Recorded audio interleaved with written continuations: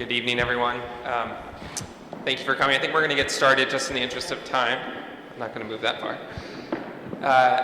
Good evening. I'm Robbie Goldstein. I'm the Commissioner at the Department of Public Health, and I want to just start off tonight by first thanking you all for coming here tonight, welcoming you to this session, and trying to frame a little bit of what we're hoping to do with this listening session. I think it's not lost on anyone in this room that the recent closure of the Health Alliance Leominster maternity unit, as well as other closures across this region and all across the state, have really changed the landscape of healthcare in the Commonwealth. And I think it's important for us to all come together and to recognize what is it that healthcare can provide in this moment, what do we need it to provide, and how can we in the Department of Public Health, and I'll say more broadly in the Healy-Driscoll administration, support the needs of communities. So we're here to listen to you, and we're here to specifically try to address some questions or hear from you about some questions regarding essential services, healthcare services, maternity health services in this region and beyond. So I'm going to share these questions so that we can hopefully frame the conversation. The first is that we want to understand what barriers exist that limit or restrict your access to services in this area or in surrounding areas. The second is, what do you feel are the most critical services to have access to in your community? And then the third is that, do you think the change in location of hospital services has led to more or worse health problems in your community? And if so, can you give us some specific examples? Like I said, those are framing questions. We know that you have a lot to say, a lot that you want to share, and we'll say our primary goal here from the Department of Public Health is to listen. We are going to take notes, we're going to look at some recordings, we're going to compile all this information. This is all going to be helpful for us as we try to come up with a comprehensive plan around essential services here in this region, as well as a comprehensive plan on maternal health, not just for this region, but for all across the state. I want to say just two other things. I'm going to go off script a little bit. Hopefully the team will be okay with me. The first is that I want you all to recognize that this is work that the department has been committed to for some time. What we're doing in these listening sessions, this is not the only information that we are gathering. We are compiling this information with a lot of other information that we have. Information from our Bureau of Healthcare Quality and Safety, where we are looking at trends in healthcare, we're understanding the safety and the quality of healthcare that's provided, looking at information from public hearings that we've had through the Department of Public Health, as well as through other parts of the government. We're also putting this together with community engagement work that we've done specifically around maternal health, work that we've done in the Special Commission on Racial Inequities in Maternal Health, work that we've done in the Maternal Health Task Force. So this is one piece of a very big puzzle, and the ultimate goal is that by November 15th, we take all of those pieces and we put them together in a report that goes to the governor's desk so that we can all move forward with action. So the first thing I wanted to share. The second thing that I want to share is that I just want to acknowledge and recognize that we are asking you all to come up to this microphone and to tell us your stories. And these are painful stories. They are stories that you've potentially told before. There are stories that you may think you said and that no one's listened, no one's heard, no one's taken action. And I want to acknowledge that past and then also say that we're going to move forward together with this. We are here to listen. We are here to take the words that you share and to turn them into action. So please speak to us, share with us the emotion, the realness of what this is for you. We want to hear that information so that we can correctly capture it. So with that, I'm going to pass the mic to Deputy Commissioner Burrell, who's going to go through a little bit of housekeeping for the evening.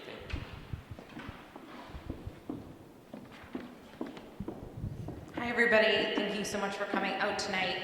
I will be calling up individuals who've signed up to speak tonight. I apologize in advance if I mess up your name and get the pronunciation wrong, but do ask that when you come up to speak into the microphone, tell us your name and where you're from. We would appreciate that so we can capture the information. And I think with that, Representative Higgins, you are actually first on the list. If you'd like to come on up, we'd love to hear from you this evening.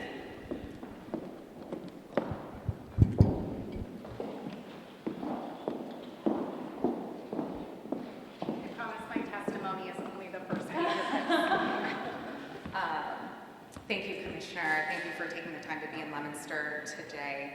I am State Representative Natalie Higgins. I am a resident of Leominster. I was born at Leominster Hospital just over 35 years ago. According to hospital licensure regulations 105 CMR 130, in case you were wondering the citation, the condition of licensure of acute care hospitals is approved by you, the Department of Public Health, based on the provision of community benefits, including the identification and provision of essential health services. And this has continued to have me and our community wondering how many essential services can be cut from our beloved community hospital until it's no longer a hospital. For the last 120 days, we, united as a community, committed to saving our birthing center here at Leominster Hospital.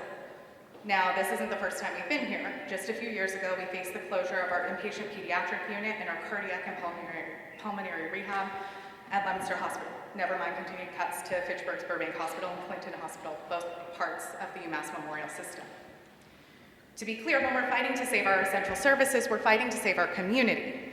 We look to you, DPH, in light of the doubling of severe maternal morbidity rates in the last decade, while notably we let hospital executives shutter 10 birthing centers across the Commonwealth to say, enough is enough. We needed to preserve these critical access points because in labor, minutes matter. And you gave us hope, and Governor Healy gave us hope. The governor came to tour the birthing center during the essential services review process. Your Department of Public Health declared the birthing center an essential service. Then you rejected UMass Memorial's plan as inadequate and called for a delay for the closure and a better plan. For the first time, we think you've ever done that. In a series of unimaginable events, Leominster sustained catastrophic damage from the September 11th flood, just 10 days before the closure was set to happen. All the while, UMass Memorial's campus continued to sound the alarm about their capacity concerns at their birthing center and their hope that Leominster's birthing center could be sustained. And yet, ultimately, you approved the closure and provided us 2 studies of essential services and maternal health care. I don't know that you need a study to tell you what we already know. Essential services should not be eliminated if they're essential to protecting the health and welfare of our community. And that especially includes birthing centers. But we waited for the opportunity to participate in these studies, to share our stories, our concerns, our solutions. And then on Friday, October 13th, we got the notice. 2 hearings on essential services would be held in Ethel and Fitchburg. I wrote back to your staff. Surely there must be another notice coming. And I learned you were planning a maternal health center session with no details or time or location. And I suggested we already had one on July 24th, where 200 of our community members showed up and spoke for 4 hours about the state of our maternal health care in our region and the risks and the impacts of the proposed closure of our birthing center. And I brought all 331 pages of that testimony to add to your record, just in case. Still, the community deserved to participate in this study, and I reached out to the mayor's office. Mayor Mazzarella is here, and major thanks to Wendy Weeks and his office for helping pull together tonight's meeting so that we could attempt to get the notice out with at least 1 week's notice. And you'll see, this isn't 200 people packing a hall. A lot of folks shared their stories in these pages. I hope you understand the additional harm and trauma that this entire rollout has created for our community that has lost essential service after essential service. I'm grateful for the entire North Central delegation for their support because we filed a bill on Monday that would rewrite the essential services review process and preserve all services when they're deemed necessary for preserving access and health status. I hope you will join us after this study in supporting that bill and preserving our services. And Commissioner, you asked for how is this going to impact our community and how does this impact access? And I've shared many of these stories. They're in this. Tomorrow morning, I'm going to pick up one of our residents who's been staying in his car for the last 2 years with his life partner. She went to Leominster Hospital with complications. She's been in and out of Leominster Hospital for the last 6 months, many, many times with complications related to her diabetes because she is living in her car. They took her to Worcester. She's probably going to have her leg amputated. They think that this is the time. He cannot get there because the car that has been their home for 2 years cannot get to Worcester. He is a lucky resident to have a car for shelter. And we're going to drive him. We're going to hope UMass Memorial is going to let him stay with her during her recovery because he has nowhere else to go. He has been dealing with cardiac issues and heart pain and chest pain. He has not sought help because he wants to be there for his partner while she struggles with potential irreparable harm because she shouldn't have been in her car. We should have been able, I told him this morning, it's my fault. I am your community leader. I am your state representative. We shouldn't have been having to work with you for the last 2 years to find you housing that you can afford. And your partner should not be losing her leg because of that. Those are some of the stories. In North Central Mass, folks don't have access to Worcester. We lost our one route from Leominster to Worcester via the bus during the pandemic. There actually isn't a route for folks to get. Our public transportation doesn't connect. I hope you understand why having sessions in Athol and Fitchburg were not sufficient for the community hospitals in Gardner and Clinton and Leominster. And I'm really glad that you're here today, and I hope that we can continue to work with you to figure out how to preserve our services because we desperately need them.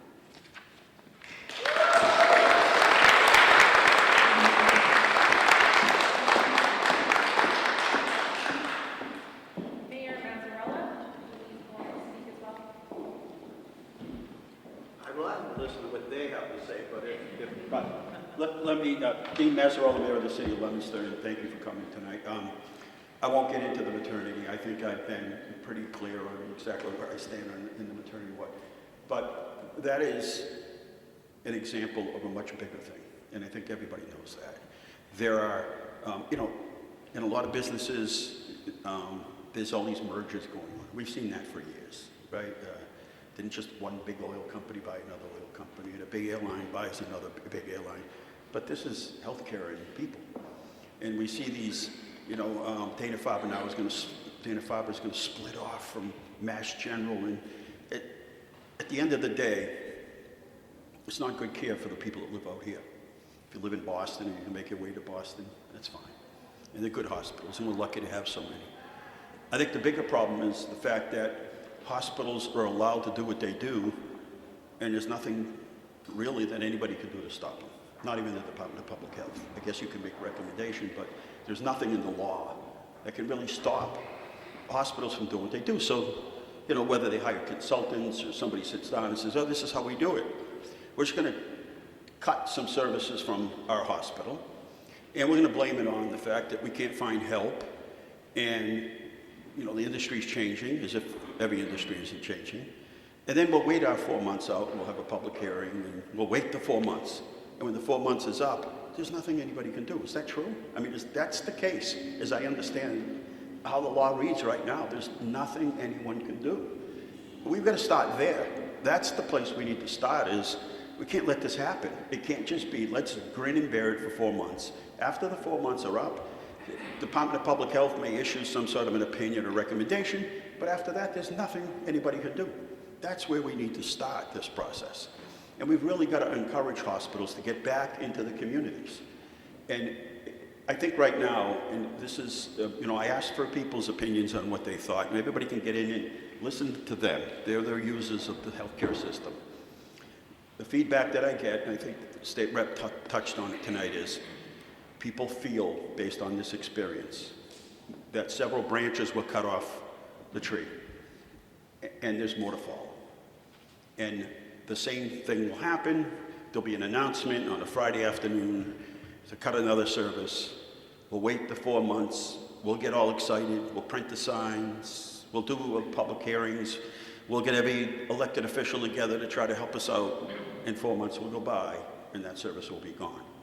And eventually we'll be left with maybe an urgent care center, maybe an emergency room, maybe some basic services. But that's not what people of this area need. And there's got to be another way, another incentive, and we've got to change the laws, and that has to happen fast. Otherwise, this isn't just going to impact us here in Leominster. This is going to impact everyone across the state. And so tonight, I hope you can hear their individual stories. They're the users. They're the ones that are, dealing with these issues every day. But we have to change the laws and the regulations. Otherwise, this is going to continue on. And I think for the most part, if you had done some scientific poll, most people would tell you that we're all waiting for the next piece of Health Alliance to cut another service from one of our facilities out here in Northwestern County. That eventually this hospital will either be closed or just the basics will be left here. And that's pretty unfortunate. So There are a number of bills that are pending right now. I hope everybody knows that. I think the state rep could tell you there are a number of bills that are pending right now. We've got to, as a group, get behind those bills to give them some oomph in the process, or otherwise, this is exactly what's going to happen to the next service. Exactly what you saw. You saw it firsthand. It's going to happen again, and there's limited on what they can do about it. So thank you for coming tonight. Thank you for all of you for coming, and we really can make change. You know, we are the people, right? We're the users of healthcare system, and you know, maybe it starts here, but it's coming. It's coming everywhere. It's going to happen around Massachusetts, New England, all over the country. More of these big mergers, more of cutting services, and it's all in the name of not being able to find help. The industry's changing, insurance rates, but that's every industry. So thank you.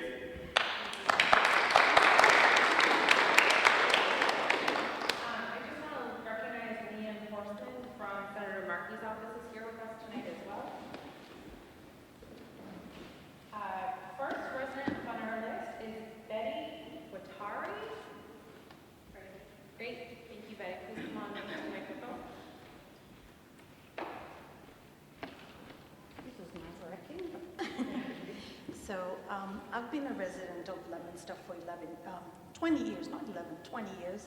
I moved from Worcester when I was pregnant with my son, and he's going to be 20 in March. So I'll be sharing my story of my pregnancy, just so that you can see that this is something that is 20 years and ongoing. So when I met my doctor, because it was a new doctor, I work in the x-ray field, so I know ultrasounds are done. So I was like, you're not going to do an ultrasound and check on the child? And she actually looked at me and said, you don't medically need one. Now, I was 23 years old, which is okay. You can say that I don't medically need one, but how do you know if you don't know how the baby looks, or you know, the measurements of the baby, or anything to do with the growth, the changes that are happening? So much happens within those 9 months. And I was in a fortunate place where I worked with a tech who needed to practice her OB ultrasounds. And at my 8th month, my doctor told me that my son had turned the right way. His head was down and his butt was up here. So we were happy, you know, yay. That same night, the tech says, ready for practice? Because she needed to keep her practice. And she goes, well, you said your baby was facing what way? I told her, head down, butt up. She says, no, it's the opposite. His butt was down and his head was up. And she goes, and he did not move, he did not move. And he was actually stuck with his butt. So now, I have gone a whole pregnancy without an official medical ultrasound, so the doctor can see what's going on, and Alex got stuck the wrong way. Now, if I did not work in the medical field, I would have gone into labor with my son facing the wrong way. Who knows where I would have been? Could have been at home by myself. I could have been in a hospital, who knows, and you know, we don't know these things. But fortunately, I had that privilege to work where I worked, and somebody actually was interested in checking, you know. And knowing that information, the doctor's office was actually upset at me that I did an ultrasound. And they called me the lady who did an ultrasound on herself, which was impossible, but you know.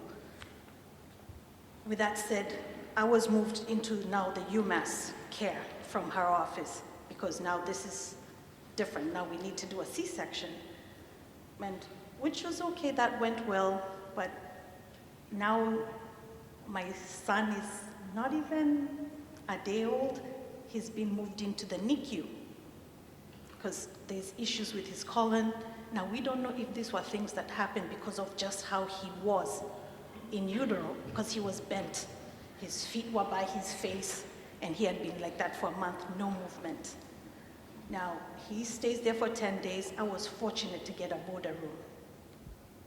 But the one thing they forgot is to give me a stool softener.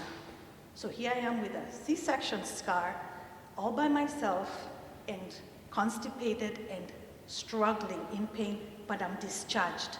So I'm not a patient anymore. Only my son is, and nobody can help.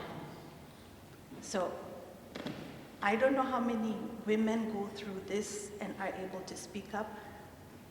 I'm happy that I'm able to share my story. It's a 20-year-old story, but how many women actually make it to that where they can actually get a successful C-section? How many actually survive that C-section? You know, how many women die having their child? You know, how many children die at that state? Now, here we are in Leominster, we do not have our birthing center. Now, that's same time's up, Betty. No. So here we are, no birthing center. We have a population that is underserved. And like I said, I work in the medical field, I do mammography. And oh my gosh, if I could take a school bus and pick every woman and bring them for their mammogram, I would. But I know so many struggle to get services. How can we give them, or those who are about to have a baby, and actually, can we actually honestly say that you will safely have your child? You know? Now let's move away from that. The doctors that were delivering the babies, are they going to stay and take care of us who are not of childbearing age? Because most of those doctors were also caring for us. So we are now going to lose PCPs. There are no PCPs to be found. We've all struggling to find doctors. I told my doctor, if you move, I'm moving with you. I say, so whatever office, I'm gonna drive, because there are no doctors. And she's younger than me, and she loves that part to deliver children, but she cannot do it here in Leominster anymore. And will I lose my doctor? And how many other people will lose their doctors? So it's not just the woman who is of childbearing age losing a huge service, us who, you know, and we care so much about the childbearing age woman, we are also losing a very essential service. We are losing our OBGYN doctors, and it's a vital service for us women. So we're just hoping that, you know, whatever can be done, you know, we're speaking from our hearts, knowing that we know it's like we've been cut off at the knees, you know? And we have no way to pick up and move forward, because the plan won't work. You can't say you can safely bring somebody to Worcester, Emerson, or Concord. Will their insurance cover that? At the end of the day, the insurance companies dictate where you have your child. So just want to let you know as I share my story. Thank you for listening.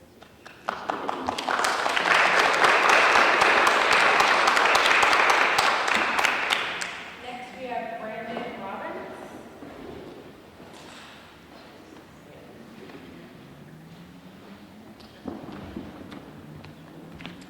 Hi, good evening. My name is Brandon Robbins, and I'm an at-large school committee member here in Leominster, as well as an executive director of a local nonprofit organization who helps low-income individuals. I want to first thank you for coming out to Leominster today, and the Healy and Driscoll administration for taking the time to conduct these important hearings to address really important public health issues across the Commonwealth, and especially here in Leominster. As an executive director and elected official, I stand before you today incredibly disappointed with the Commonwealth's essential service process. Over the past decade, our community hospital has closed, most recently our birthing center, inpatient pediatric unit, and the cardiac and pulmonary rehab unit, all of which were deemed essential by DPH. What I really can't understand is how we continue to deem services essential and then turn around and close them. Each time closures like this occur, clients that I serve and constituents that I represent are directly impacted, oftentimes putting their lives at risk. Changes must be made to ensure that communities like mine are not continually impacted, gutting equitable access to health care across North Central Mass. The comments offered here in Leominster alone should be enough for DPH to partner with the legislature to put some real teeth into the essential service process. Thank you.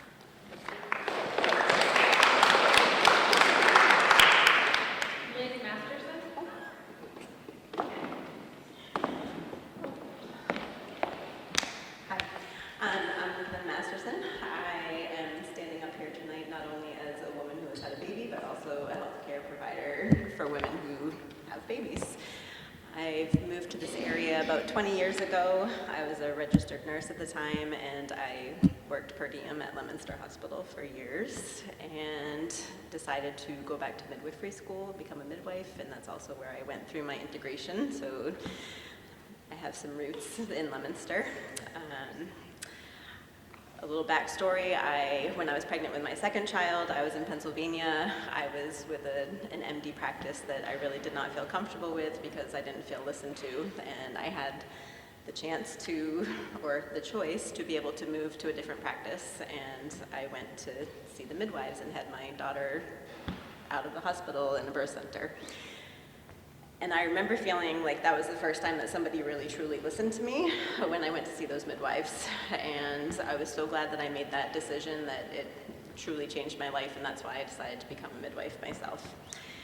I currently work for Reliant Medical Group. I've been there for 10 years. I see patients in our Leominster office, so I've seen a direct impact on how the closing of the maternity services has impacted the women in this area.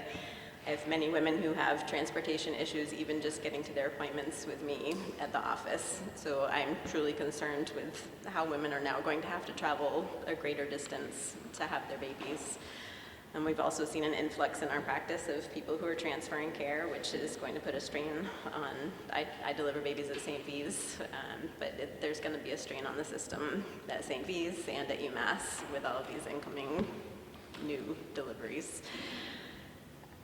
And I just really want to advocate for midwives. I think, we provide great care. I wish there were more of us. I wish that there weren't such, hindrances to opening out-of-hospital birth centers, because I think that would be a great, there's one in the state right now. I think it would be great if we could have more. I think it's a very unfortunate closing of the unit. It's going to be detrimental to women's health in the area. Thank you.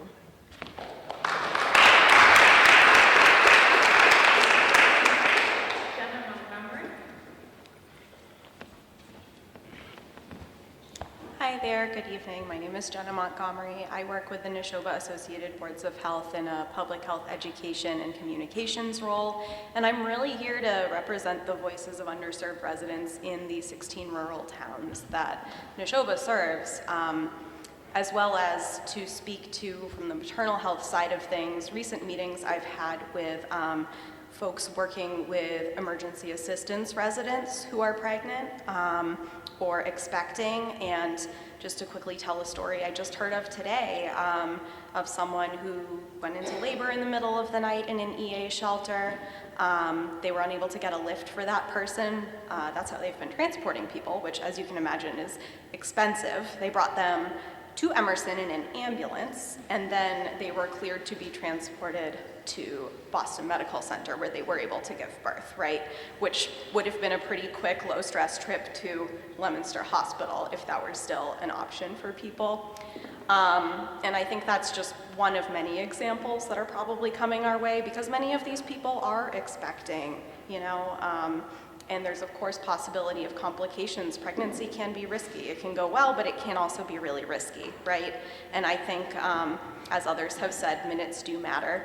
Our rural residents are not very well connected transportation-wise, and we've been working hard with some community partners in the area on that. We were just kind of getting the ball rolling with some good connections between some of our more rural towns and Leominster, and then this essential service closed, right?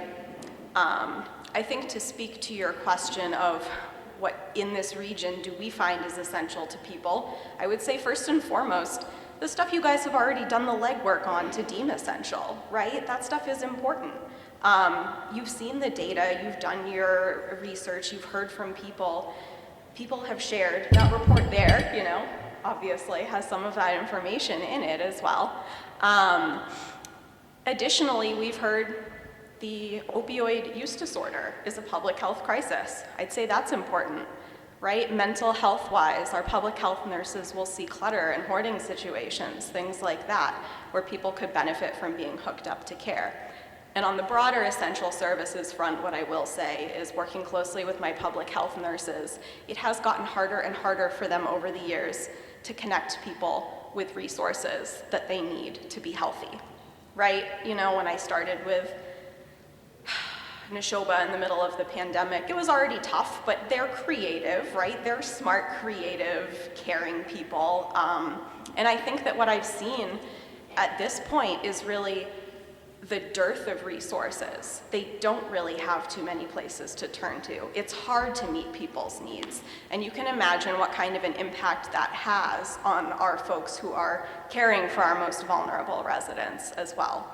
So I just wanted to share that. I think that's about all I have to say. Thank you for listening.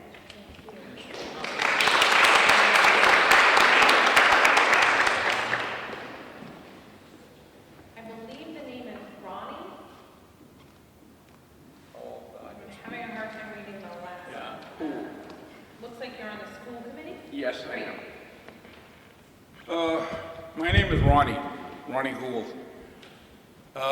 Yes, I'm on the Leominster School Committee. I represent Ward 2A, B, and C. You know, I read Natalie's email saying that you were on a listening tour. As far as I'm concerned, the listening tour should be over because you've listened and listened. You listened to everyone here. In my ward, you've listened to what they have to say. It's almost like you listen but you can't hear. You're giving people who have difficulty hearing a bad name. It's already been said. The time for thinking, the time for listening is over. It's time for action now. Because what you're conveying, what the Department of Public Health is conveying, is that it is far better to take care of dead people than living people. You would rather see dead children and dead mothers, like that lady over there said. It's more economic feasibly. What do I tell my ward? That they can't go to Leominster for maternal child care.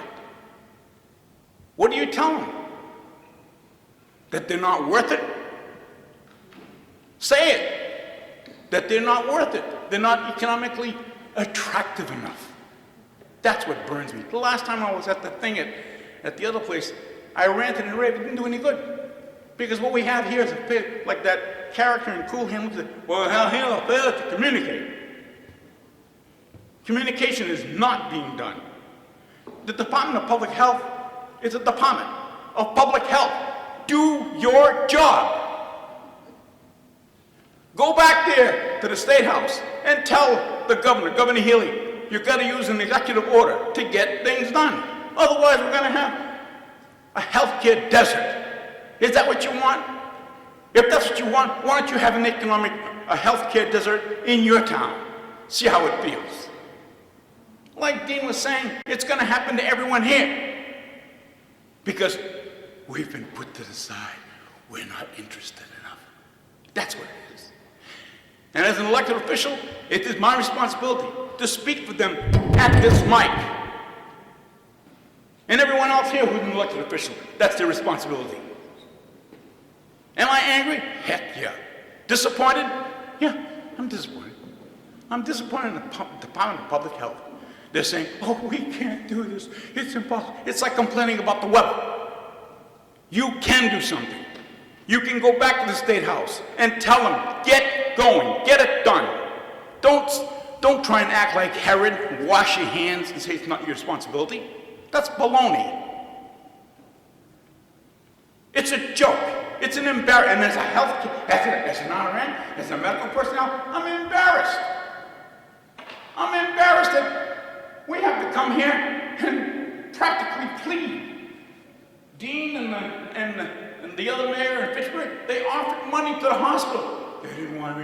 You know when you have that old saying, make them an offer they can't refuse? They refused the offer. What the heck is going on? You can't even make a story like this.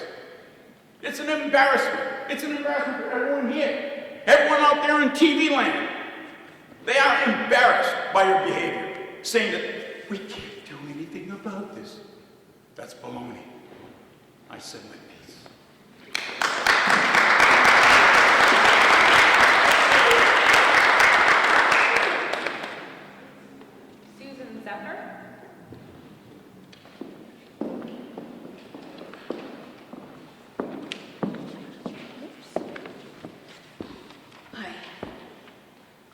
Thank you very much for coming out here tonight, Commissioner. And we've got a lot of staff here, so thank you all for coming out. My name is Susan Chalafuza. I'm a city councilor here in Leominster.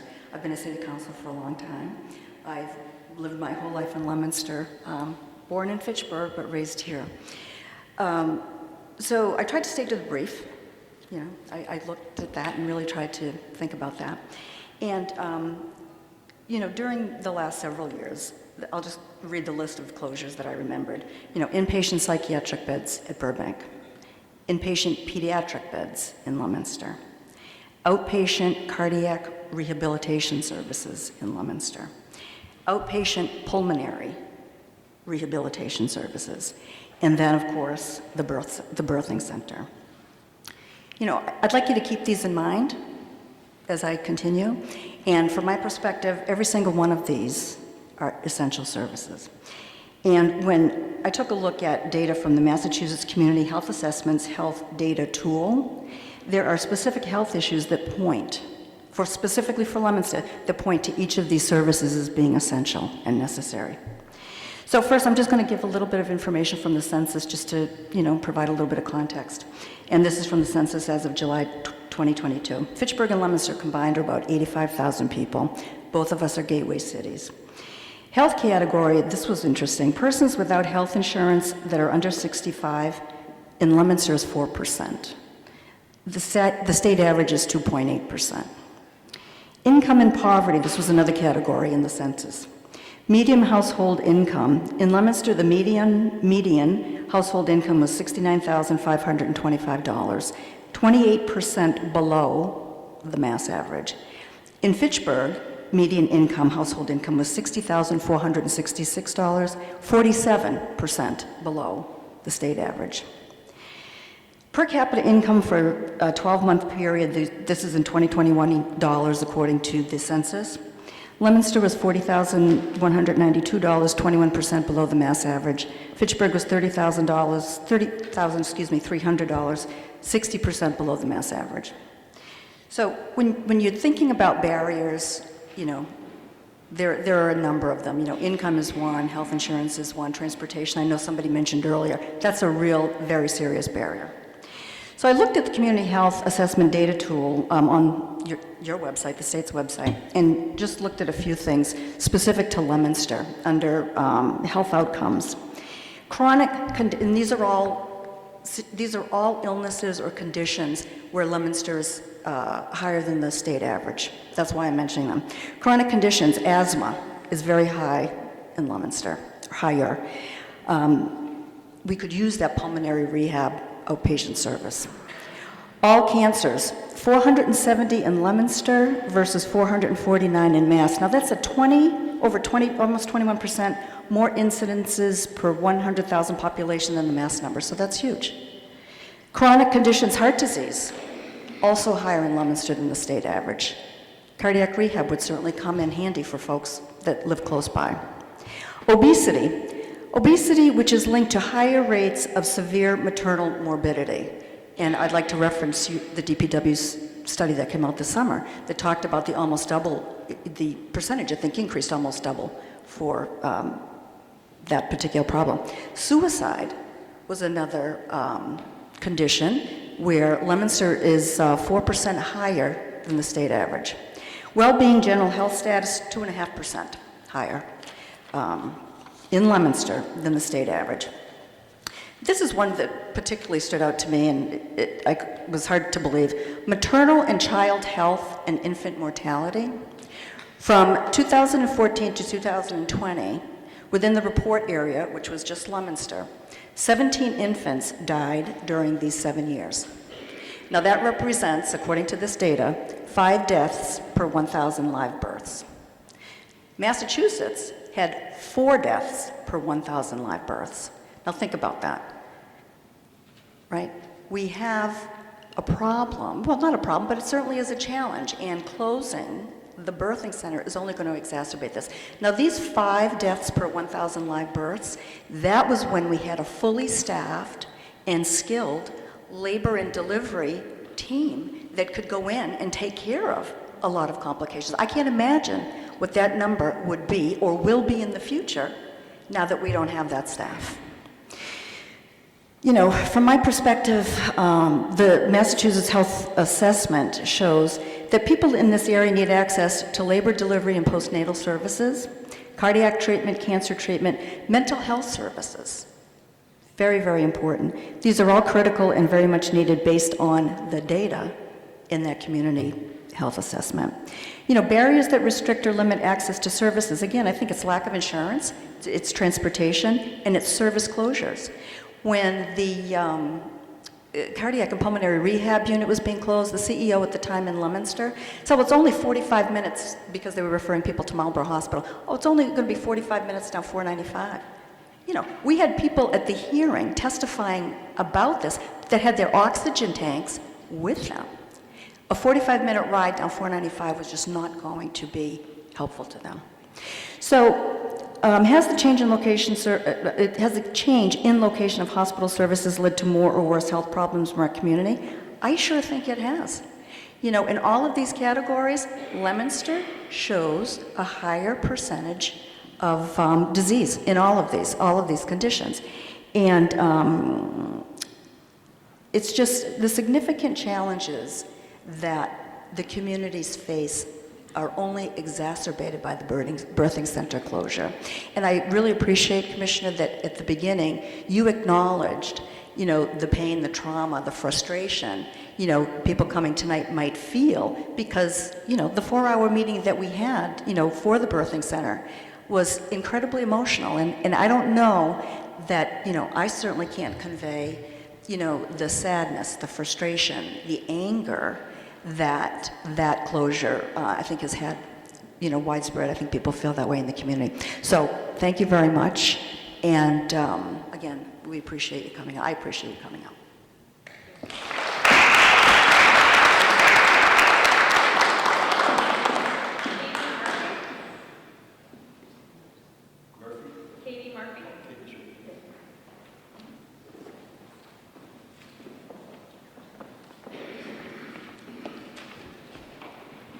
Thank you, Commissioner Goldstein, Deputy Commissioner. My name is Katie Murphy. I'm the president of the Massachusetts Nurses Association, and my 25,000 members and I live this every single solitary day. I was here in July with hundreds of concerned citizens participating in a hearing that ran for nearly 4 hours about the proposal by UMass Memorial Health to close the birthing center at Leominster Hospital. Despite the outpouring of opposition from community members, local leaders, nurses, and other medical providers, the unit was still closed last month in opposition to the recommendation by the Department of Public Health, leaving 500 to 700 mothers and newborns a year in jeopardy due to the lack of local access to maternity care. And this was not an isolated incident. Since 2010, 11 maternal health units have closed across the states. Thousands of citizens have turned out across the Commonwealth over this time to oppose maternal health closings across the state. In each case, the state's Department of Public Health deemed maternal health services, quote, services are necessary for preserving access and health status within the service area, unquote. Despite this, in every case, the services were closed, leaving the communities without proper access and an inability to maintain the health status of community members. These closures are happening when we know non-Hispanic Black women are 3.3 times as likely to die from a pregnancy-related cause compared to non-Hispanic white women. Minorities, people of color, indigenous people, and individuals in vulnerable and strategically disenfranchised communities have greater difficulty accessing needed healthcare services. Women in low-income communities and communities of color are having to travel longer and further distances to access maternity care following a slate of closures over the last decade. A report released last year by the Commonwealth Special Commission on Maternal Health on Racial Inequities in Maternal Health found, quote, closures of health facilities are furthering inequitable access to health care across the spectrum of pregnancy. We must act now to prevent the further erosion of maternal health services in the Commonwealth. Hospitals should be held accountable to the communities they serve. Additionally, the closure process administered by the Department of Public Health must be overhauled, as it ultimately is ineffective and does little to protect the health of our communities. Hospitals make millions of dollars from licenses. The state should ensure that they provide necessary services, especially where closures have disproportionately negative effect on minority and under-resourced communities. This health equity is a health equity issue and should be a priority. The Healy-Driscoll administration should review all the testimony on record with the DPH regarding all DPH findings associated with maternal health closures since 2010. It should also actively engage community groups, stakeholders, and maternal health care providers outside of these listening sessions. Thank you.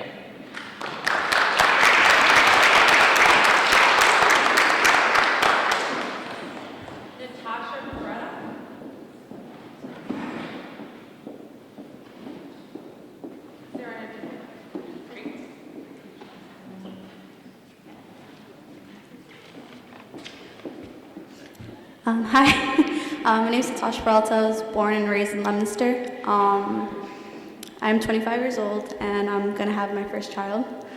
I'm due December 28th and I was diagnosed with gestational diabetes. So I had to move from Leominster to Fitchburg Family Practice, which is also still UMass. So right now, they are not sure what to do with me with my diabetes. I'm supposed to go for like scans and stuff like that. But they don't know like what the procedure is now since Leominster Maternity has closed for me to get those scans done in Worcester. So it's very concerning, and the transportation is a little tough to get to Worcester, especially for my labor. And I'm just kind of very like worried about how am I going to get these scans and like what the procedure is for people like me who has gestational diabetes to get these type of scans and the procedures to receive them. So this is kind of where I'm at right now. Thank you for your time.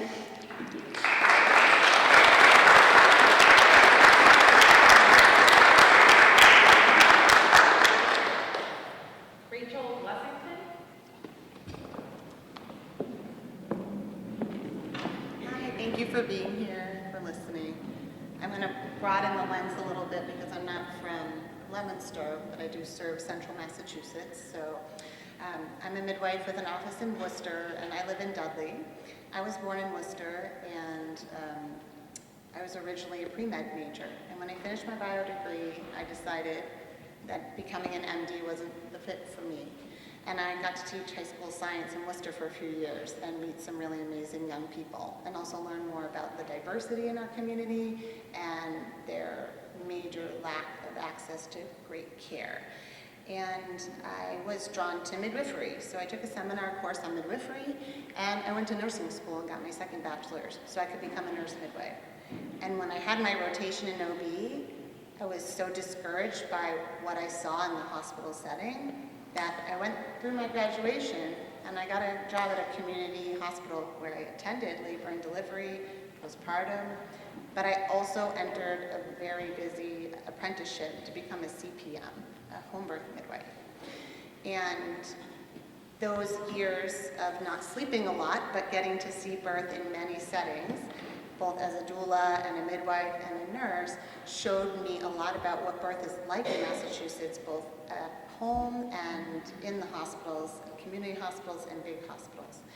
And I was very proud to have earned my CPM, but by the time I was done, I really wanted to be able to have the access, the ability to have the scope of practice to serve more people and to be able to have the full set of skills that I wanted to have that come along with that role. So I went back to school again and got my CNM.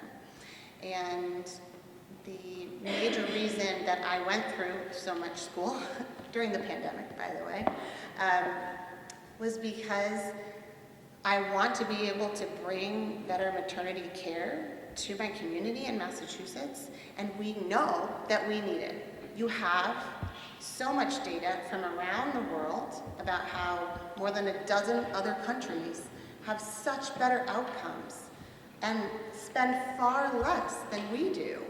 And the core of what they have is good primary care and coverage, and they have a maternal workforce that's based in midwifery, the experts in the entry to care, that are then well integrated into the rest of the medical community. And they have comprehensive postpartum support.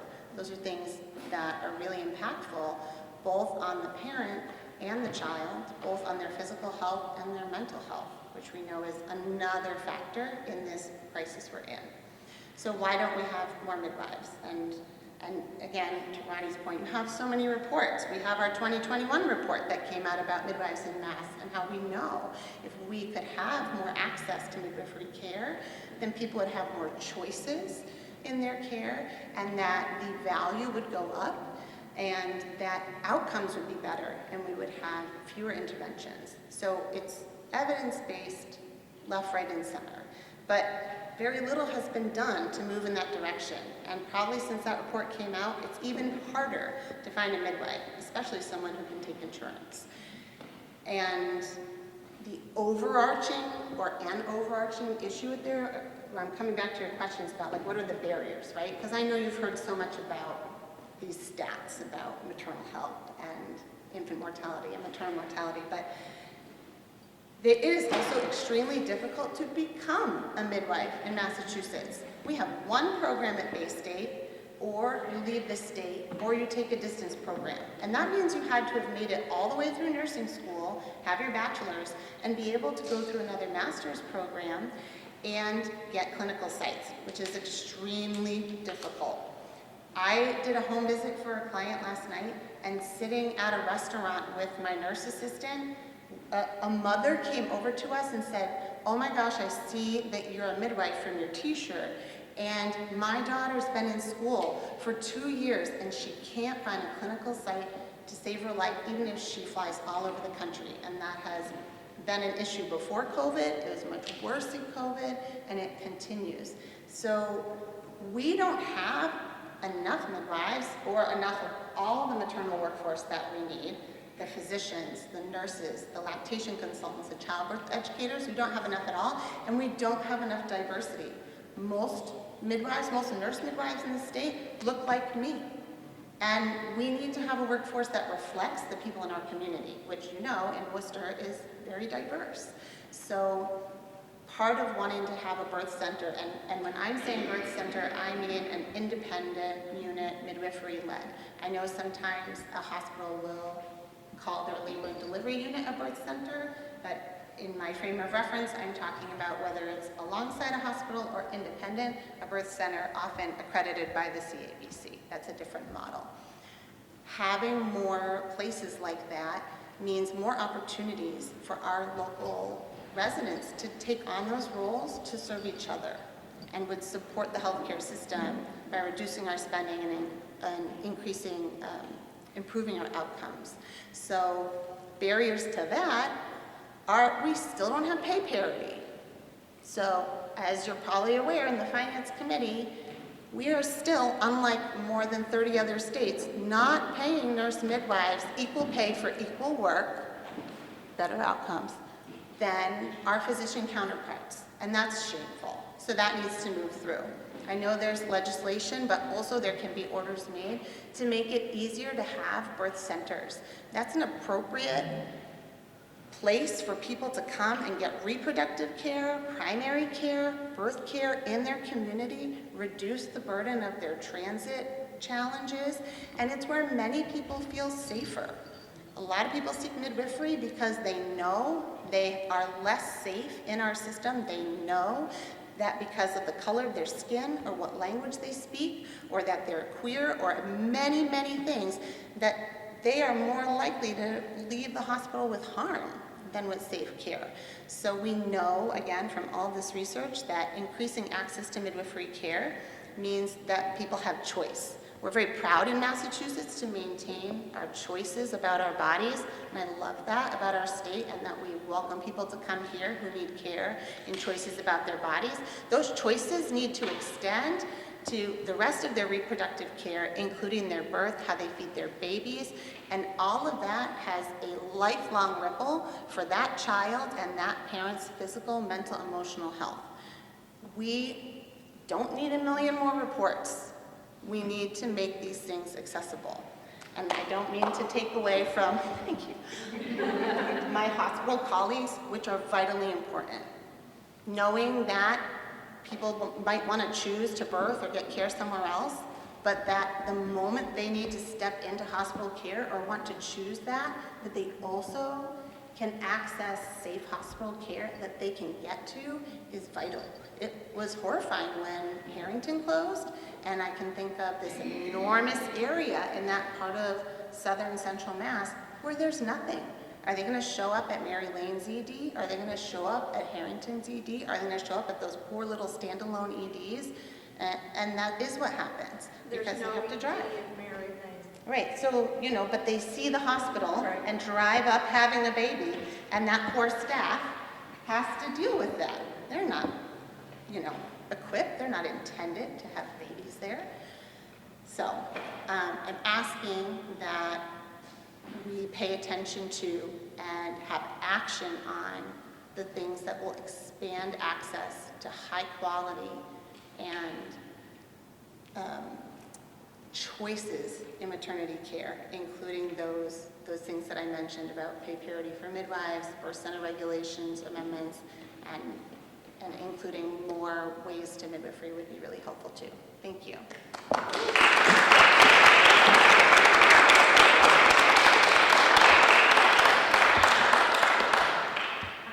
Paul Luria? Can't tell if it's L-U-R-I-A or... Yeah. Great, thank you.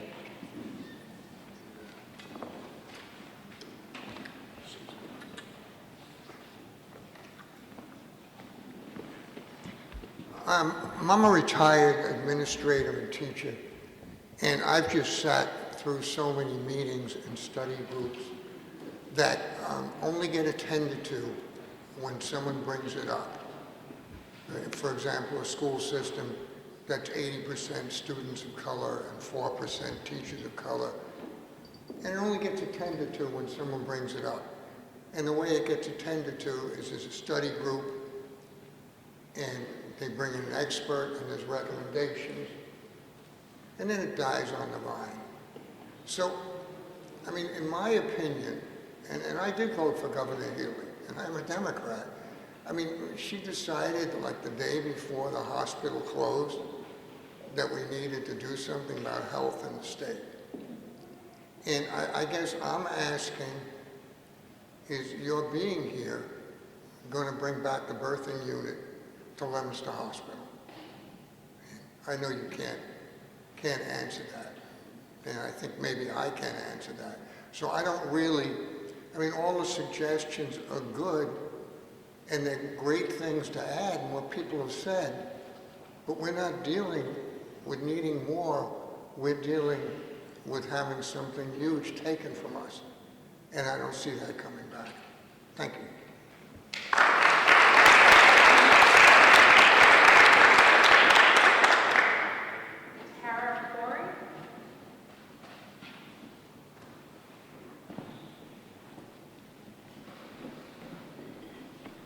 Thank you. My name is Tara Corey. I am one of the nurses that worked at the Leominster Hospital Birthing Center prior to the closure. It's only been a little over 1 month since the closure, and already babies have been born in the emergency room, in cars, and at home. I feel like a broken record stating that, since we said it so often for the 4 months leading up to the closure, but what we thought would happen is undoubtedly happening. 20 minutes after the closure, the emergency room called up to the unit where the nurses were still there and asked for help because they did not feel prepared, and still to this day do not feel prepared for what they are seeing in maternal and child health care. Even the births that haven't ended in tragedy need to be addressed. As a mother, I can tell you that I would be scared beyond words to give birth, especially somewhere not catered to me and my baby like the emergency room, and then thrown in an ambulance and sent to another hospital right after the most intense moments of my life. This is not what childbirth should be. To me, this seems like a selfish plan and not one with the best interest of the patients. There have been instances where expectant mothers who were preparing to give birth in Leominster stopped getting prenatal care altogether and only presented to one of the other hospitals once they were in labor. This is so dangerous. It postdates, there were just so many other complications that occurred that could have been prevented. There have been gynecological emergencies that would have previously been handled in Leominster, but instead they were put in an ambulance and sent to UMass, even though we were told pre-closure that the hospital would still offer gynecological services. These circumstances are dangerous, alarming, and not what Massachusetts healthcare should be. UMass Memorial's labor and delivery unit was already bursting at the seams with patients prior to our closure. I have spoken to numerous nurses who just keep repeating that they are burnt out, under-supported, and continue to be fearful of what the future holds for their unit and their patients. I am proud to continue working alongside fearless leaders within the state, such as State Representative Natalie Higgins, Senator John Cronin, and Mayor Mazzarella, to continue fighting for a change in healthcare. Hospitals should not have all the control. I'm glad that you're willing to listen to our concerns, and I can only hope that we can change the trajectory of healthcare within the state, as the Department of Public Health needs to stop essential service closures to protect us, our loved ones, and all the citizens of the Commonwealth of Massachusetts. Thank you.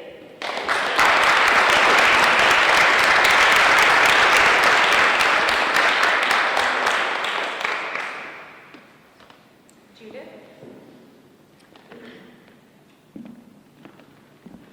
Thank you. I forgot what I was going to say, but how many people are licensed to practice in the healthcare system? Raise your hand. Not quite 50%.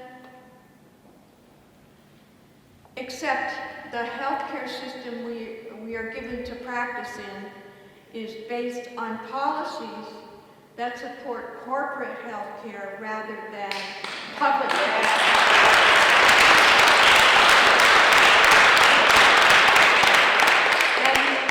And you need to look at the whole state, not just an area.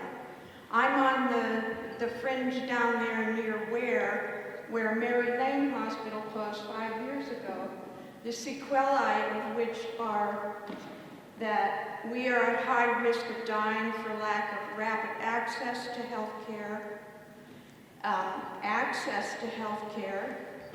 and so on.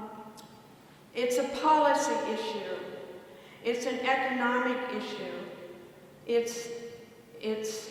We know how to practice when we are given policies and management and facilities and infrastructure to practice, to receive the patients for whatever need they have, to triage that and then send them out to get exactly what they need. I think this is, rather than a time for us to berate you, it's an opportunity for public health to take advantage of where we are going in bioscience and in healthcare and use the tools that we already have in medicine, in research, in precision medicine, in understanding our genomics, in using that as part of every person's medical record. Our DNA should be in there. We should know exactly how our patients metabolize drugs before anybody prescribes a single medication to them. So instead of pharma telling us what to do and what we can have and what we can't have, instead of Bay State Health Systems or UMass Memorial telling us what we can and cannot have, we want you to bring medicine from a central movement in policy to us in the locale where we live and where our environment is so critical to our health, as our outside is as important as our inside.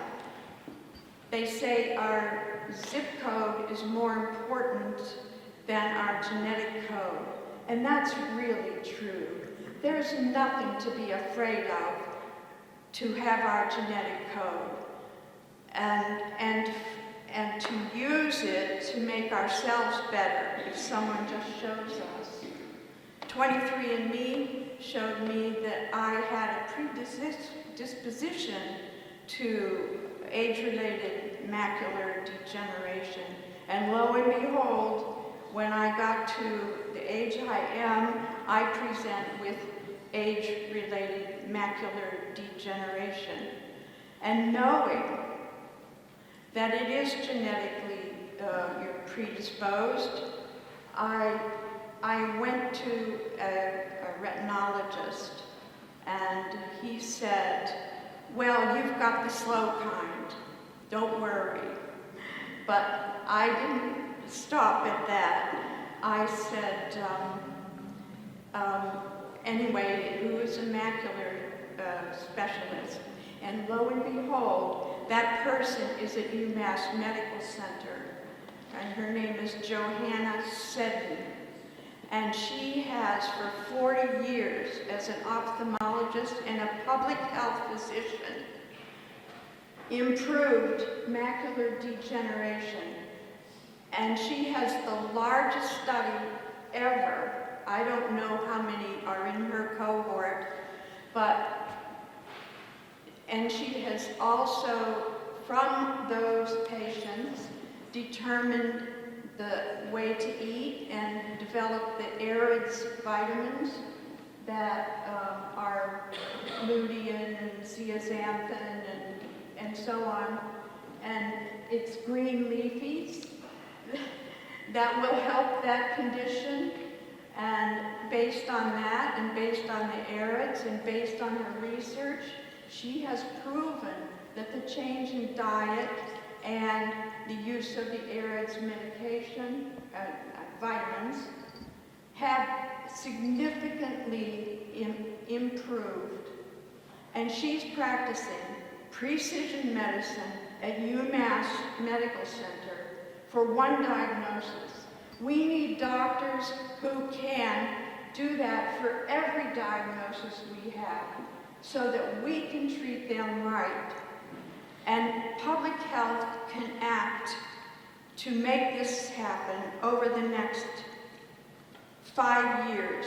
You take those hospitals that are reducing in their services, and you stick an omic clinic that will take our genome, if we want, and give it to our record, a new record. It's not going to go in the EHR. That was a fiasco that delayed us in medicine for 20 years. There are 127 electronic medical records. And if you are a patient, which we all are, you can't get your records very easily, especially if you're not connected.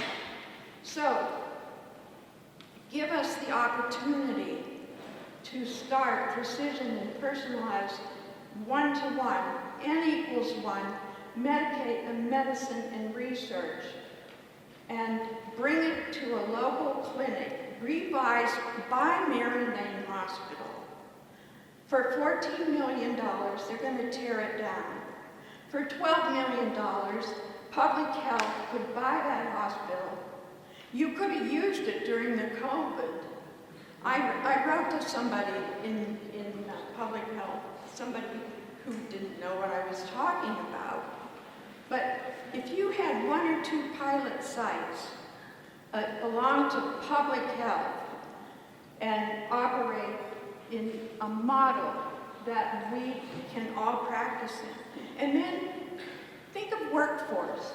Now this midwife has shown you how to develop a workforce. In fact, you need to put that in our care plan. We're all going to write a care plan for them about how to implement this. And we'll use her as an example, just as how I used Dr. Seddon at UMass for A&D. And believe me, I've got a lot to say to psychiatry. And we have a mental health crisis, and your zip code determines your life expectancy. That's the latest report in the American Journal of Public Health, which I had to study because being a baccalaureate nurse and a hospital nurse, I volunteered after closing of Mary Lane to be on the Board of Health in Hardwick. And so now I had to study public health.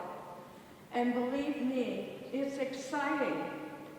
So come on, let's get it on. And we'll ask Nacho and the academic public health people and get Academe, because they have the supercomputers and the deep learning labs that can just take our data. We'll start collecting it. It's spit and blood. A teaspoon of spit, a teaspoon of blood, and you get hooked up at our new clinics at Mary Lane or Leominster Hospital if you volunteer. And we will begin to match. Now, I forgot medicine, medical school. They have to start teaching it. In 4 years, we can have omists out there who can do this.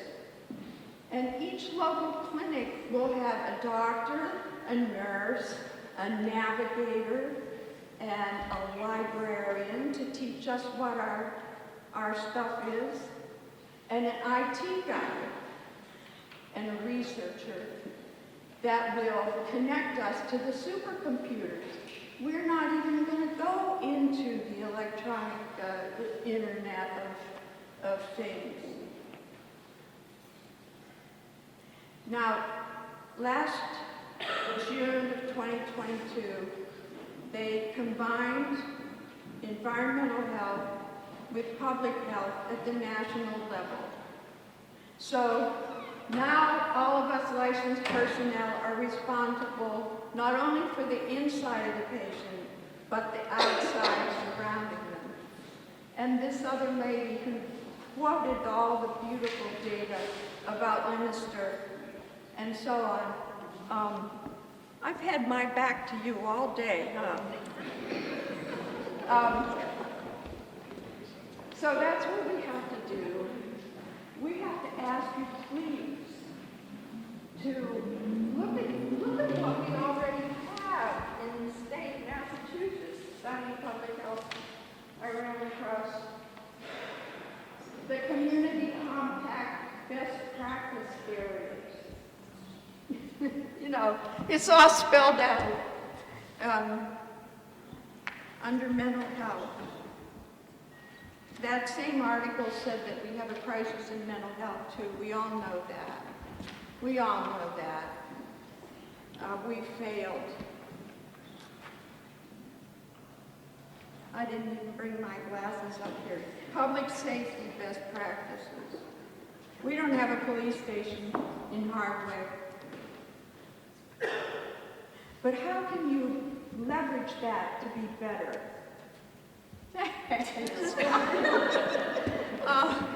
I feel like I'm having a baby.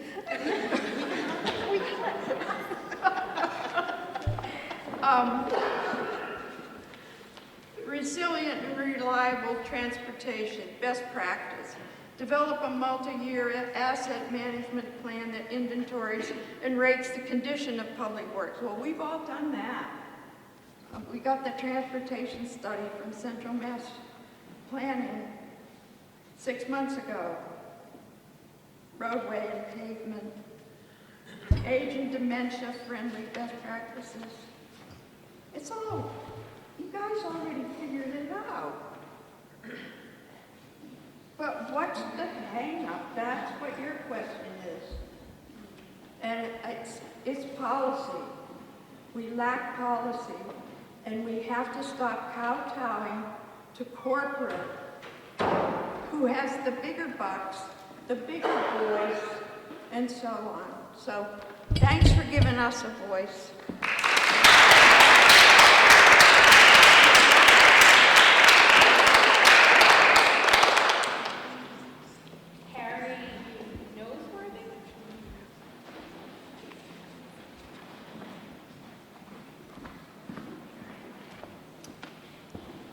Good evening. Yes, my name is Carrie Noseworthy. I live at 95 Smith Street, just a few minutes away from the hospital. So thank you both for being here. Thank you to the mayor, to Rep. Higgins, and John Cronin for bringing us all here tonight. I'm here as a mother, I'm here as a sister, and as an advocate for equitable access to health care. I'm a former LEN fellow, so that's leadership education through neurodevelopmental disabilities through UMass Medical School and the Shriver Center, and they really helped me sort of hone my advocacy efforts.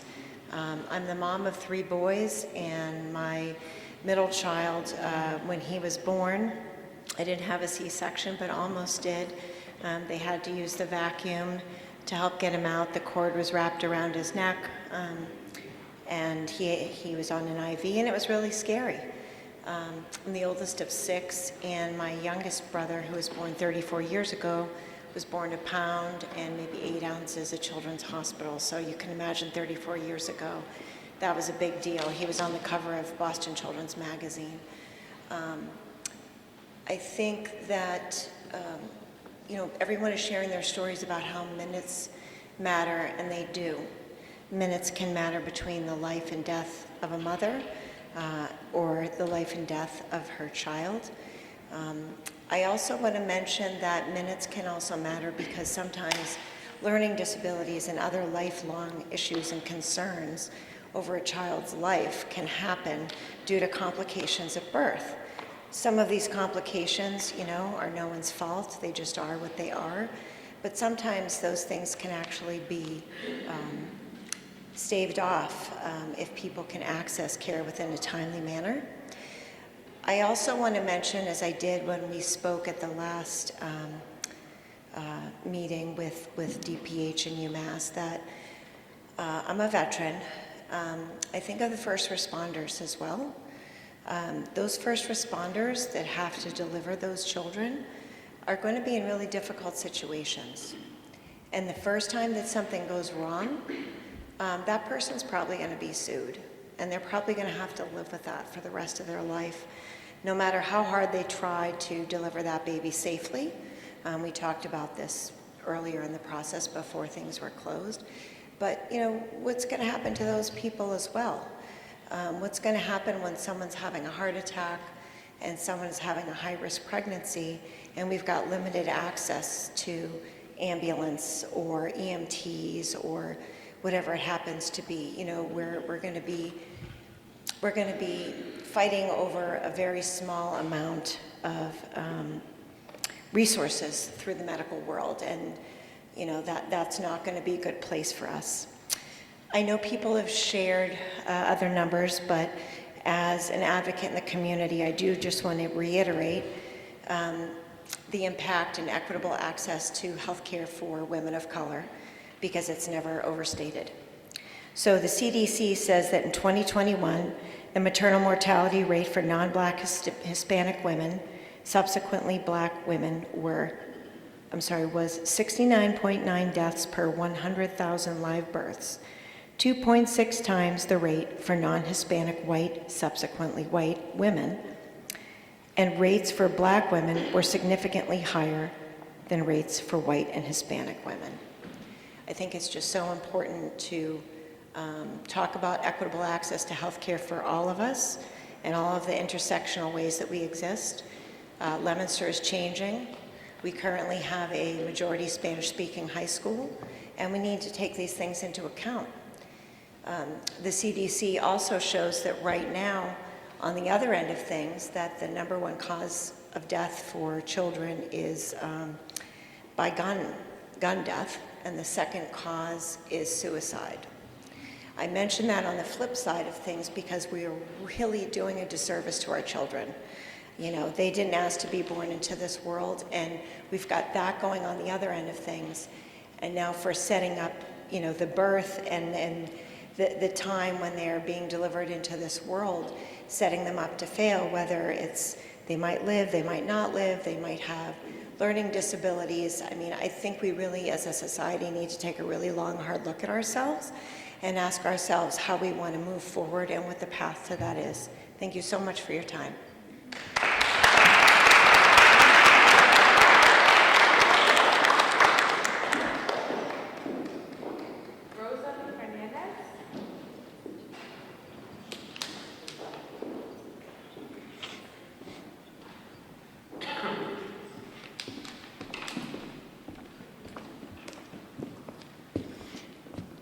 Good evening, everyone. Thank you for this opportunity to speak. I've heard you in other rooms and inspired by a lot of your speeches and the way Massachusetts is going with public health. And I share the same sentiments of many folks before me that spoke, especially the alarming statistics that are hurting my community. And I say my community, when I talk about my community, I'm talking about people of color, indigenous communities. And you probably don't see the room packed with them. It's because of the distrust that they have on all these systems, not just the healthcare system, the criminal system, the educational system, and all these systems that continue to perpetuate oppression. And Dr. Marlett in the book, The Health Gap, he stresses it pretty well. And he talks about how our folks go into the healthcare system, but then they're just being discharged to the same issues that brought them into the healthcare system in the first place. And so, and I didn't properly introduce myself, and I got right into it because I'm very passionate. But my name is Rosa Fernandez. I'm the program director for Health Equity Partnership of North Central Mass. And we do our work through Equitable Lens. And it's only been a year that I've been working for this coalition because I worked 25 years in the healthcare system at UMass Memorial Healthcare, the system that is probably tearing down some of these communities. In the last 12 years before moving on to Health Equity Partnership, I worked for Health Alliance Clinton Hospital, and I was the leader of the health assessment that the young lady referred to. However, the reason why I'm sharing a little bit of the background is because, like the nurse that spoke before, I saw it all too. I saw it way too well how we're so segregated even in the healthcare system, how we still are even working in silos and don't even understand what each other's job is. And so I just urge that when you go back to taking your notes and you meet with your folks, that you really look at the process. You know, we are still segregated in many shapes and forms, and that's why we can never come to solution. We can never come to resolve the problems that we face. They talk about maternal health and that, we're gonna look for solutions to these problems. Well, I don't know any transportation service that does 24-hour service because you could give birth at any given time. And then they talked about, I hear about the ambulance services, but I remember when I worked in healthcare, the numerous of patients that walked in through my door and say, I got a high bill of an ambulance bill, and I don't understand why my insurance didn't cover it. So I don't even feel the insurance companies are at the table as well. So I think we need to really come together and really look for solutions instead of pointing fingers to one another on who's responsible for what. And this has been systems that have been set up way before all of our times. It's time for us to dismantle them. Because until we don't dismantle them, you will never see my people come to one of your meetings to talk about the issues that are affecting them. Why? Once again, we don't have trust. Because you've done us wrong over and over again. Over and over again. And to hear again that we lose more essential services, it means nothing. Because everything is already stripped from us.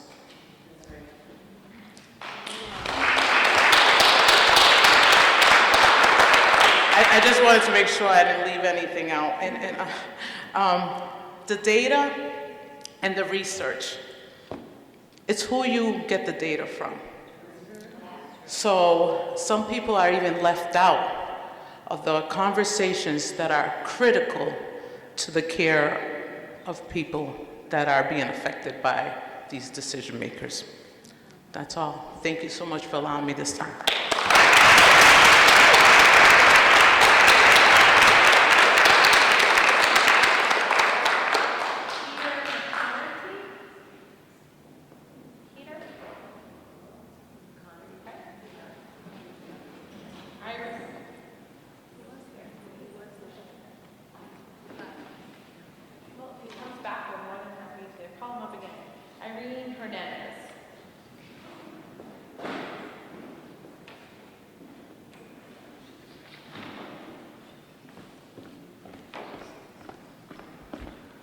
Hello and good evening. My name is Irene Hernandez, and I represent the Taino Wampanoag Poconaca Nation. I am a member and co-chair of the Community United to Save Labor and Delivery here in Leominster Health Alliance. So many of you already know my story, and it is personal. My daughter arrived at UMass Health Alliance Leominster in December 2017 with a placenta abruption via ambulance. As soon as she went in, she required emergency C-section, required 3 pints of blood to save her life as she was hemorrhaging to death. My grandson was born not breathing, and it took a bunch of professionals, I think like 5 more, to resuscitate him so that he had a chance at life. So even with her situation, this is why a lot of us have come together, because we're all impacted. You know, our families are dying, and as DPH has already put out the report, and especially here in North Central Massachusetts, the BIPOC persons that are dying the most are Latinas. And so even with the DPH findings, thank you, we all agree to it. We all agree, and still, they closed the doors and they said, so what, it doesn't matter. So I worked in nonprofits, and when DPH or others who fund our nonprofits give us recommendations, we do it. You know why? Because we don't want to jeopardize our funding. And so the same way that these recommendations have been made to a community hospital with community dollars that DPH oversees, that should be the same outcome for them. They should not be receiving community dollars. They should not be receiving the stabilization money and then close the doors and take away our essential services.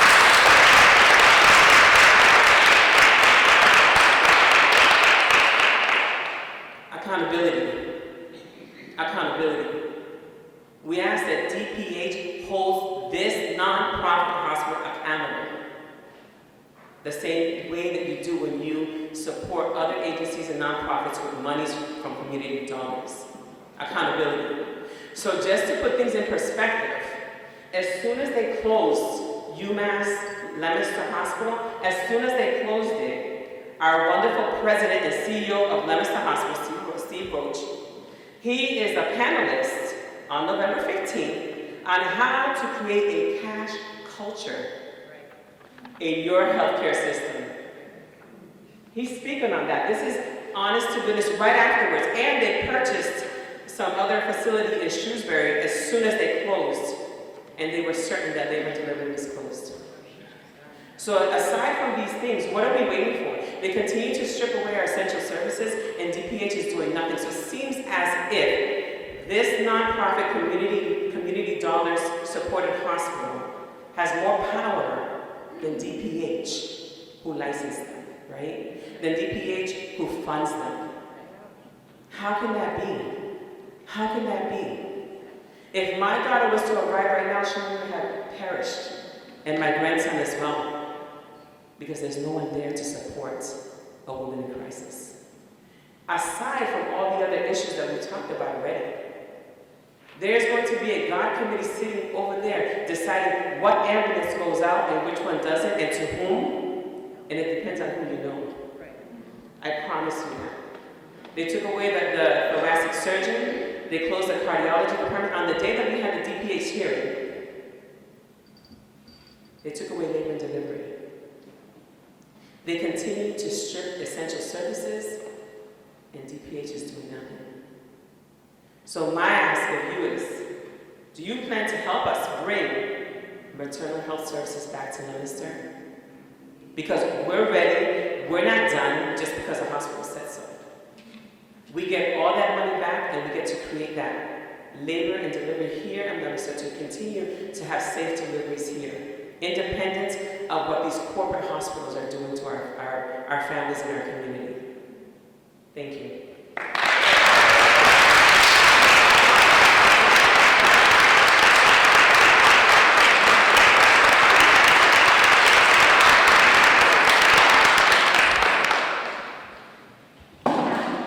Includes individuals who have signed up but want to open it up. If there's anybody who has not signed up and does want to speak, this would be an opportunity to do so.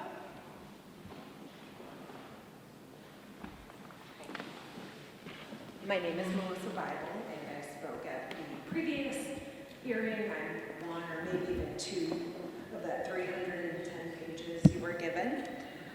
And I originally wasn't going to come tonight because I felt like, why bother?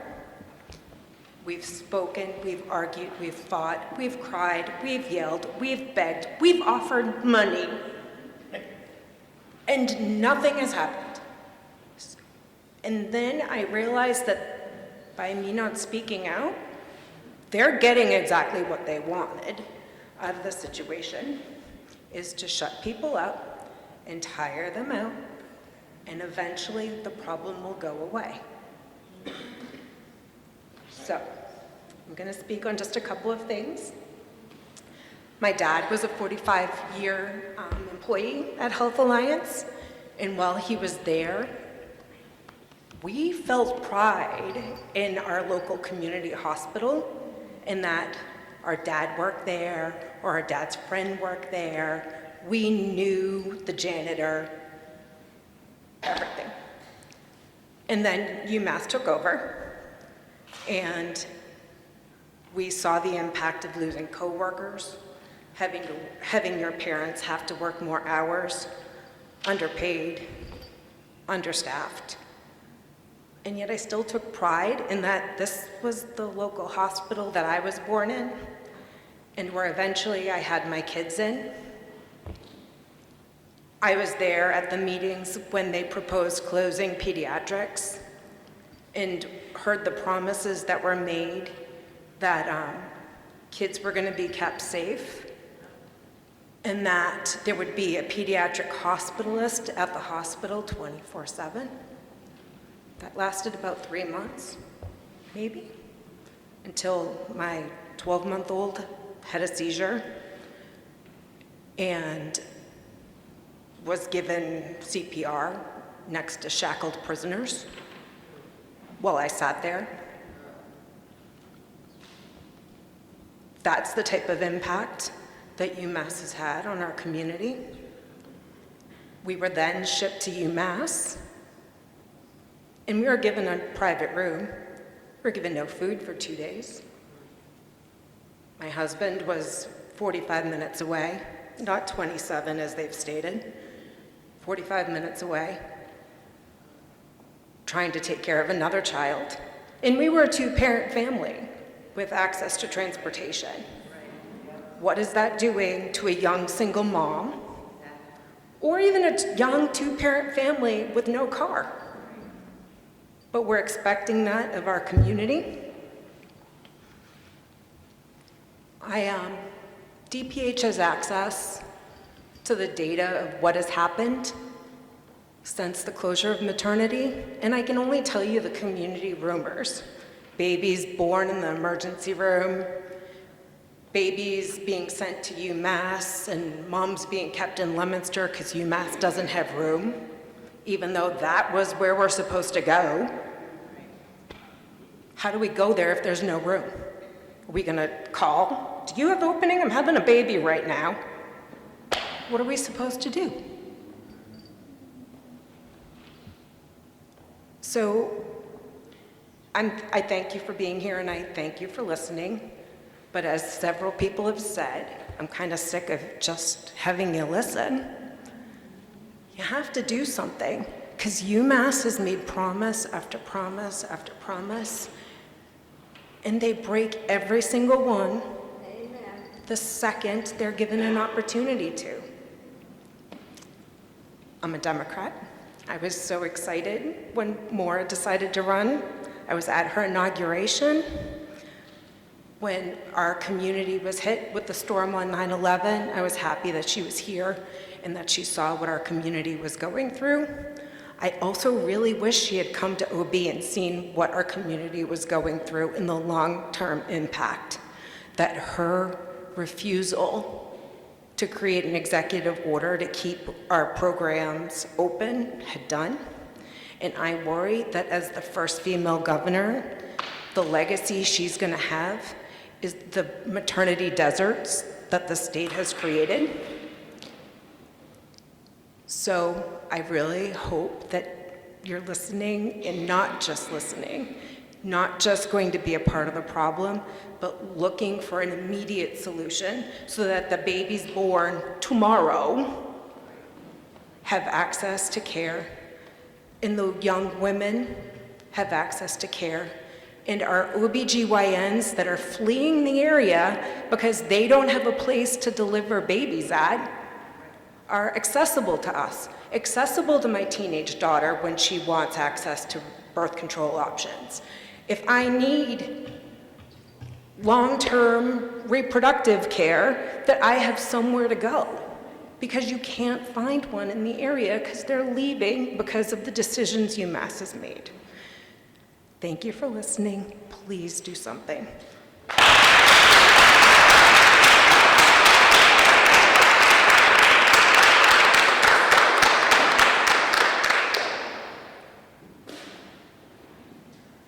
Again, if there's anybody else who didn't sign up or changed their mind and would like to speak.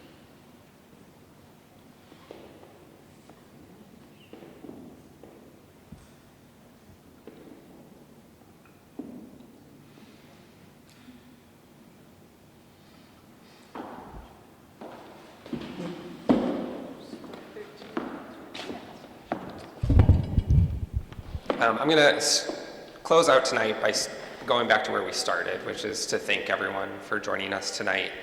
I said this in the beginning, but we know this is hard.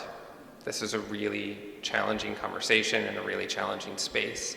But I think more importantly, what we heard tonight and what all of you know is that this is really complicated.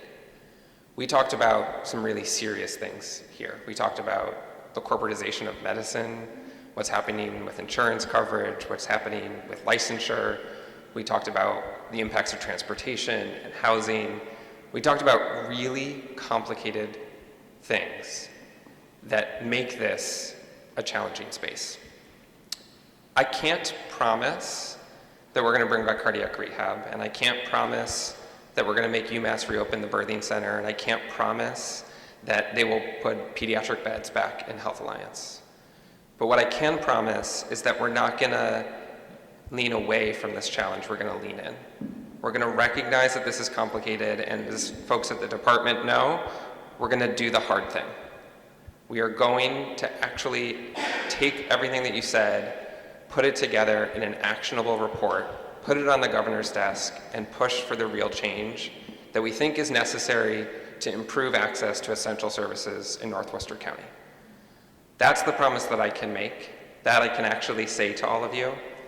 And I hope that you trust me when I say that. I hope that you know that you have staff from the Department of Public Health, you have staff from the Executive Office of Health and Human Services.